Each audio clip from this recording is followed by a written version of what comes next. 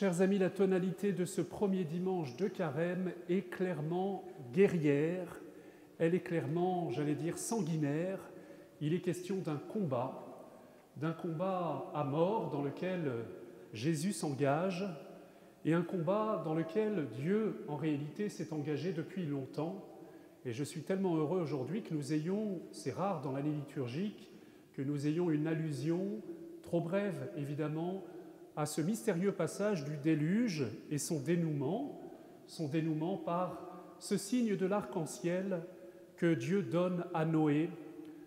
Ce signe de l'arc-en-ciel qui est une manière de dire que Noé est en alliance parce que Dieu a créé cette alliance, a conclu cette alliance, ce pacte à travers Noé avec l'humanité.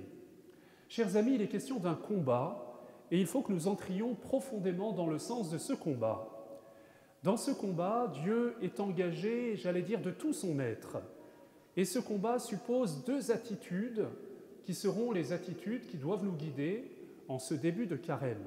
Deux attitudes qui peuvent vous paraître opposées, on pourrait parler d'un oxymore. En tout cas, nous voyons en Dieu successivement une attitude par laquelle Dieu se désarme. Dieu dépose les armes devant l'humanité. Et ensuite, Dieu prend les armes du combat spirituel, non plus contre l'humanité, mais contre ce qui opprime l'humanité. Premier aspect, Dieu se désarme. Avez-vous bien compris le signe de l'arc d'alliance, de l'arche d'alliance, qui est entre le ciel et la terre? Cet arc, c'est littéralement l'arc à flèche, l'arme que l'on emploie dans des combats corps à corps. Eh bien, Dieu dépose les armes, comme Vercingétorix a déposé les armes devant Jules César. Ce n'est pas un très bon souvenir pour nous. Mais Dieu dépose les armes devant l'humanité.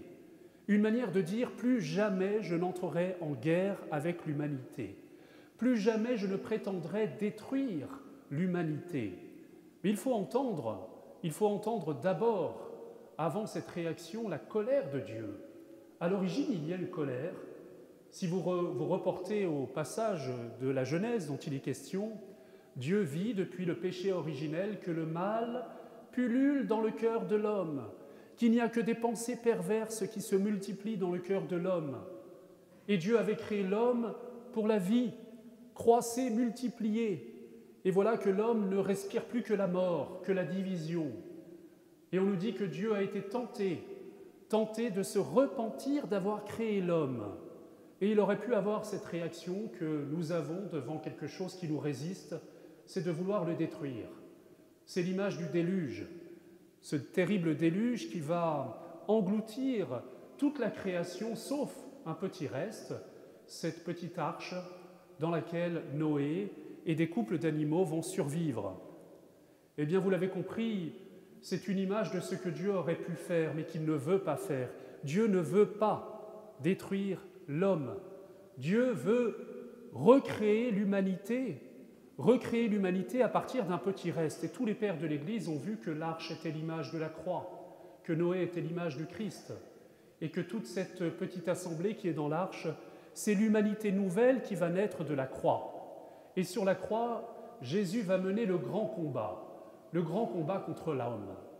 Mais la première chose qu'il faut entendre, c'est Dieu qui dépose les armes. Dieu n'entre pas en guerre contre les hommes, frères et sœurs. Dieu n'est jamais en guerre contre nous. Dieu est toujours en guerre contre ce qui nous fait du mal. Alors peut-être que nous sommes un peu en guerre avec Dieu. Et la question que nous devons nous poser, c'est peut-être le premier élément de notre examen de conscience dans cette première semaine de carême, c'est si Dieu n'est pas en colère contre nous, si Dieu a déposé les armes, s'il est vrai que Dieu aime l'homme d'un amour infini, mais de ce même amour, il déteste, il hait le péché. Jamais Dieu n'a de haine contre l'homme, mais il a de la haine contre le péché. Dieu aime le pécheur, il a de la haine contre le péché. Et il va entrer en guerre contre le péché. Mais d'abord, il nous faut entendre que Dieu a déposé les armes une fois pour toutes devant l'humanité. Il le redira à Simon-Pierre, pose ton glaive. Celui qui tue par le glaive périra par le glaive. Et Dieu ne fait pas ainsi. Dieu dépose les armes et il nous demande à notre tour d'être désarmés à son égard, d'être désarmés contre les hommes. Alors la question que nous pouvons nous poser, c'est, est-ce qu'il y a une guerre en moi, dans mon cœur, connue ou inconnue, contre Dieu ou contre l'un de mes frères? Est-ce que quelque chose habite mon cœur qui empêche cette alliance de se réaliser? Si Dieu dépose les armes devant moi, si Dieu dépose les armes devant les hommes, alors moi aussi je dois déposer les armes devant Dieu et devant mes frères et sœurs. Chers amis, il est urgent que nous fassions la paix avec Dieu. Il est urgent que nous reconnaissions en Dieu ce Dieu de paix, de bienveillance et d'amour. On entend des petites phrases comme ça qui révèlent parfois ce qui habite notre cœur. Pourquoi Dieu m'éprouve de cette manière-là? Qu'est-ce que j'ai fait au bon Dieu pour qu'il m'arrive telle ou telle chose? Et puis sans doute que notre guerre contre Dieu est plus indirecte souvent, c'est que nous sommes en guerre avec quelqu'un qui nous entoure, ou plutôt parfois dans une guerre qui ne dit pas son nom, c'est une ignorance, c'est que nous avons exclu du domaine de nos relations telle ou telle personne. Frères et sœurs, il est urgent que nous fassions œuvre de pardon, de réconciliation, de paix, que nous déposions enfin les armes. C'est la première attitude qui nous est demandée en ce temps de carême. Désarmons-nous, laissons l'Esprit Saint nous désarmer. Et alors je vais vous dire le contraire maintenant. Une fois que nous sommes désarmés dans notre relation à Dieu et dans notre relation à nos frères, nous devons prendre les armes avec résolution. Les armes du combat spirituel contre celui qui mérite qu'on se batte contre et qu'on le ratatine, comme Jésus a voulu le ratatiner pendant les 40 jours de son errance au désert. C'est impressionnant de penser qu'en fait, le premier acte public que Jésus accomplit après son baptême, c'est-à-dire après sa manifestation, sa théophanie, après que le Père l'ait lancé dans sa mission, c'est d'aller au désert. Et il n'y va pas de lui-même. Si vous avez entendu la parole de Dieu, on nous dit que l'Esprit Saint a poussé Jésus au désert. En fait, c'est un euphémisme. Il est dit que l'Esprit Saint a projeté Jésus au désert pour qu'il y soit tenté par Satan. C'est-à-dire que Jésus est littéralement envoyé par la puissance de l'Esprit Saint pour faire œuvre de puissance, pour déployer sa force, pour déployer la colère de Dieu contre le mal, pour nous en libérer. Frères et sœurs, Jésus a vraiment vécu un combat à mort dans le désert. Le désert est le lieu de la mort. Le désert est le lieu où on cherche Dieu et c'est bien souvent nos démons intérieurs qui ressurgissent. Jésus les a affrontés. Et Jésus nous demande de mener ce combat contre le mal à sa suite et avec lui. Alors sur ce combat que nous devons mener, 2 considérations. La première, il est un peu particulier ce combat parce que c'est un combat que nous engageons alors que Jésus l'a déjà emporté. La guerre a été remportée par le Christ, une fois pour toutes, sur la croix. La guerre a été remportée et nous sommes appropriés cette victoire au jour de notre baptême, parce que le Christ a vaincu les 3 ennemis du genre humain, la mort, le péché et Satan qui est caché derrière les 2 autres. Il les a vaincus une fois pour toutes. Alors vous me direz, pourquoi nous battre? Pourquoi nous battre? C'est pour assimiler cette victoire, pour qu'elle soit opérationnelle dans nos vies. Nous nous battons à partir de cette position de la victoire du Christ. C'est très particulier. Ça, c'est le premier point. Deuxième point, nous avons des armes, nous avons des stratégies à mettre en œuvre. Et sur ce point, il serait peut-être bon d'approfondir les lettres de saint Paul. Si vous voulez une bonne lecture pendant cette première semaine de carême, reportez-vous en particulier au chapitre 4 de l'Épître aux Éphésiens. Saint Paul nous dit de mettre l'armure de la foi, l'armure du combat spirituel, avec le casque du salut, l'épée de la parole de Dieu, la ceinture de la vérité, etc., etc.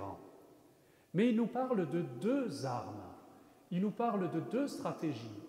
Il y a une stratégie défensive, frères et sœurs, et une stratégie offensive. Ça va plaire à ceux qui aiment la stratégie militaire ou ceux qui sont férus en arts martiaux. La stratégie défensive, c'est de résister aux tentations et aux attaques de l'adversaire. Malheureusement, la majorité des chrétiens se limite à cette stratégie Et il se limite à être comme une forteresse assiégée qui résiste et qui résiste et qui résiste. Et qui a toujours le sentiment qu'elle est assiégée. Mais qui a oublié qu'il y a une stratégie beaucoup plus efficace, celle vers laquelle le Christ nous mène, celle pour laquelle il nous montre le chemin, c'est celle du désert. Alors je reviens quand même sur cette stratégie défensive. Je dois résister à la tentation et je ne dois pas être surpris que pendant le temps du carême, il y ait des tentations. Non pas que Dieu me tente, merci à ceux qui nous ont permis d'accéder à une vraie traduction du Notre Père et à remettre en question l'ambiguïté de la précédente traduction, où on laissait entendre que Dieu nous soumettrait à la tentation. Quelle hérésie! En réalité, il nous est dit, et nous devons dire, ne nous laisse pas nous enferrer, ne nous laisse pas nous enliser, ne nous laisse pas entrer dans le tunnel de la tentation. Dieu ne tente pas. Dieu est notre partenaire dans ce combat contre la tentation, et la tentation, elle est toujours le fait de l'adversaire. Nous devons résister et nous devons savoir, dans cette stratégie défensive, que le diable ne fait rien au hasard, il nous connaît. Non, en fait, il ne nous connaît pas. Il ne nous connaît pas vraiment par le vrai de notre être. Dieu seul nous connaît. Qu'est-ce que le démon connaît? Il connaît nos failles, il connaît nos fragilités, il connaît toute l'histoire de vos blessures, il connaît toute l'histoire des injustices qui vous ont été causées, il connaît toute l'histoire des malheurs qui vous ont marqué depuis votre conception, depuis votre gestation dans le sein maternel, depuis votre petite enfance et depuis toutes les fois où vous avez essayé d'ouvrir votre cœur et vous avez été blessé, abîmé. Et il sait de quelle manière vous avez répondu. Toutes les manières blessées par lesquelles nous avons répondu, c'est l'histoire de notre péché. Cela, il le connaît. Il le connaît, il va essayer d'appuyer dessus. Nous avons tous nos points faibles. Nous avons tous, vous savez, comme dans ces forteresses, peut-être une porte qui est un peu brinque-ballante ou une serrure qui ne résiste pas très bien. Alors il va pilonner sur ce point-là. Et il va essayer de nous décourager. Il va essayer de nous faire chuter parce qu'il n'a pas beaucoup d'imagination. Il aime bien appuyer là où ça fait mal. Il aime bien mettre de l'huile sur un feu qui n'est pas complètement éteint ou sur des braises qui ne demandent qu'à se réallumer. Alors trop souvent, bien, nous nous étonnons que ce soit, vous savez, on entend souvent ça en confession. Mon père, je suis désolé, je fais toujours les mêmes péchés. J'ai envie de leur dire, ce n'est pas un péché que de ne pas en faire de nouveau. C'est la définition du péché d'être répétitif. Parce que le péché, c'est justement une sorte d'esclavage, une addiction. Le pape Benoît XVI disait que ce qui nous fait le mieux le comprendre, c'est mieux comprendre ce qu'est le péché, c'est peut-être la drogue et les addictions. C'est-à-dire que, eh bien, j'ai un pli, j'ai une fragilité, et l'autre va sans cesse pilonner dessus. Et il va essayer de me décourager en me disant « tu ne t'en sortiras jamais ».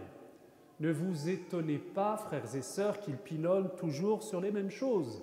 Ne vous étonnez pas que vous soyez particulièrement affectés pendant ce temps du carême. Ne vous étonnez pas que des vieilles blessures parfois puissent être réactivées. Ça ne veut pas dire que vous avez régressé. Ça veut dire que l'adversaire veut vous décourager. Et vous devez lui opposer la victoire du Christ. Vous devez lui opposer cette victoire avec toute la résolution, l'engagement et la force que l'Esprit Saint met en vous. Ça, ce sont les armes défensives, frères et sœurs, elles sont essentielles. Et il y a les armes offensives du combat spirituel. Pourquoi est-ce qu'on n'en parle jamais? Alors ceux qui sont férus d'arts martiaux vont très bien le comprendre. Vous savez que dans les arts martiaux, l'art des arts, c'est de profiter de la force de l'adversaire pour la retourner contre lui. C'est-à-dire que, loin de se résigner à subir la force de l'autre, on en fait le levier qui nous permet d'emporter une victoire encore plus grande que celle que nous aurions pu espérer. Chers amis, il y a une possibilité de retourner le mal en bien, non pas que ce soit quelque chose que nous avons dans nos capacités naturelles, ça c'est le miracle de la croix, c'est le miracle de ce moment où le Christ, qui est comme submergé par toute la haine injuste que l'humanité projette sur lui, pourrait ne faire que résister. Il pourrait s'isoler dans sa résistance absolue et dire « Père, maudis-les, garde-moi, ton Fils bien-aimé dans la paix ». Mais il profite de cette énergie mauvaise qui est sur lui pour la retourner sur ceux qui lui envoient et la retourner en bénédiction. « Père, pardonne-leur, ils ne savent pas ce qu'ils font ». Telle est l'arme offensive, l'arme de construction, l'arme de destruction massive du mal autour de lui, c'est-à-dire qu'il transforme le mal en bien, il transforme l'offense en pardon. Seul Dieu pouvait opérer de telle manière. Et il nous donne de le faire, frères et sœurs. Nous pouvons profiter de nos défaites même pour les retourner en occasion de nous rapprocher de Dieu, en occasion de victoire, en occasion d'ouverture à nos frères. Je vais essayer de vous expliquer ça un peu. Il faudrait que vous méditiez, ce serait une très bonne manière d'avancer dans le carême, sur l'itinéraire de deux personnages qui nous sont présentés, en particulier par l'évangile de Saint Jean, comme en parallèle.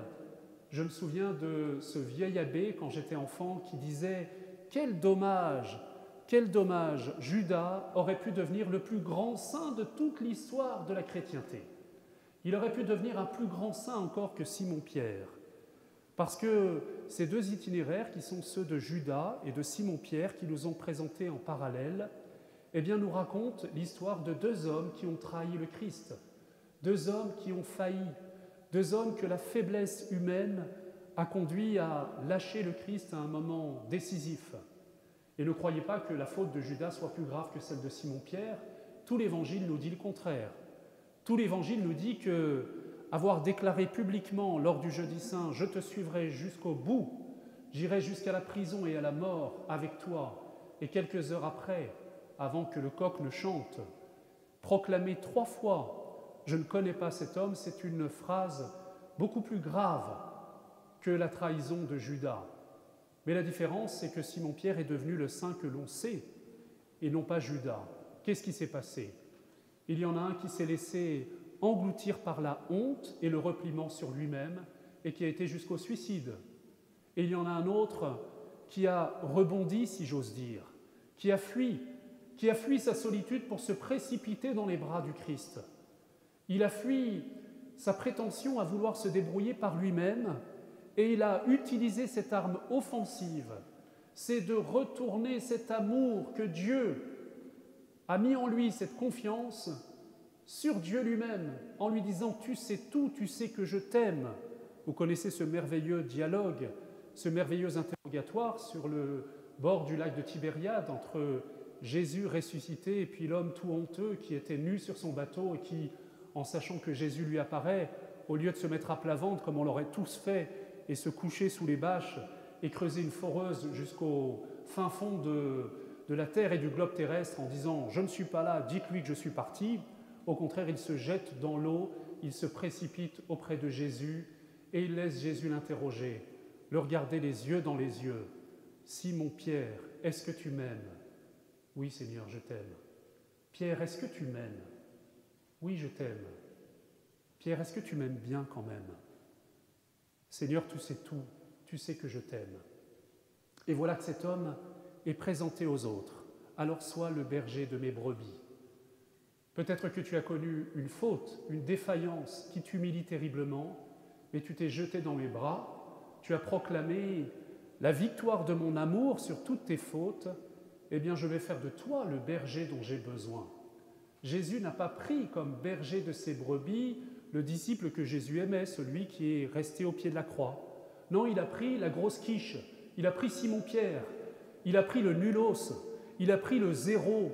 Et d'ailleurs, Jean, je ne sais pas s'il est un peu jaloux, mais dans son évangile, il nous dit tout le temps, sans le dire, en termes de casting, c'est pas très bon. C'est moi qu'on aurait dû prendre. C'est moi qu'on aurait dû prendre, et d'ailleurs, quand je cours au tombeau plus vite que Simon-Pierre, parce que je fais toujours les choses mieux que lui, eh bien, je suis obligé de m'incliner et de le laisser passer. Ça veut dire que la logique de Dieu n'est pas la logique des hommes. Il aime prendre les nuls. Il aime prendre comme prophètes des gens qui sont bègues et qui ne savent pas parler. Il aime prendre comme leader des gens qui ne sont pas très courageux, comme Simon-Pierre. Il aime prendre comme témoins de sa résurrection ceux qui sont passés par le péché, ceux qui ont été engloutis par les ténèbres, comme Marie-Madeleine, dont il a chassé 7 démons, et qui permet à la puissance de vie de se déployer en elle jusqu'à être l'apôtre des apôtres, le premier témoin de la résurrection. Il aime retourner par une surabondance de biens le mal que nous nous sommes fait à nous-mêmes et que nous avons fait à nos frères, à condition que nous en fassions le levier pour nous jeter dans ses bras.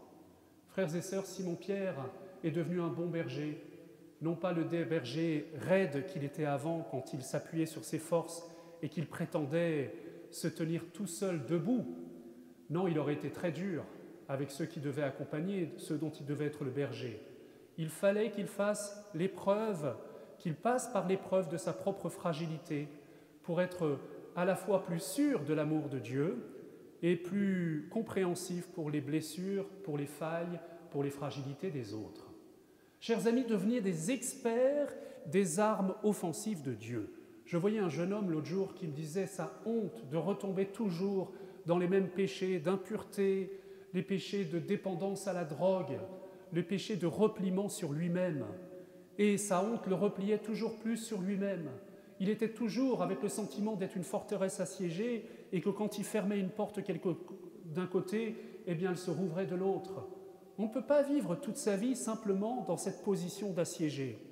Alors je lui ai dit, on va prendre une autre stratégie. Tu vas prendre les armes offensives de Dieu à chaque fois que tu chuteras. Au lieu de te refermer dans la honte, eh bien tu vas sortir tout de suite de chez toi et tu vas aller à la rencontre du premier SDF venu et tu vas aller vers lui et tu vas t'ouvrir et tu vas lui donner la joie que tu n'as pas. Tu vas être sensible à la honte peut-être qui l'a conduit là. Tu vas être sensible au repliement dans lequel il est enfermé, à la honte peut-être d'être sur le bord du chemin. Et tu vas t'ouvrir et tu vas profiter de chacune de tes défaites pour les retourner en occasion de te tourner vers Dieu avec humilité et de te tourner vers tes frères et de retourner ce mal que tu n'aurais jamais voulu commettre en un bien surabondant que l'Esprit Saint te permet de vivre. Chers amis, nous devons aller au combat, mais nous devons y aller en vainqueurs et non pas d'abord soumis comme souvent.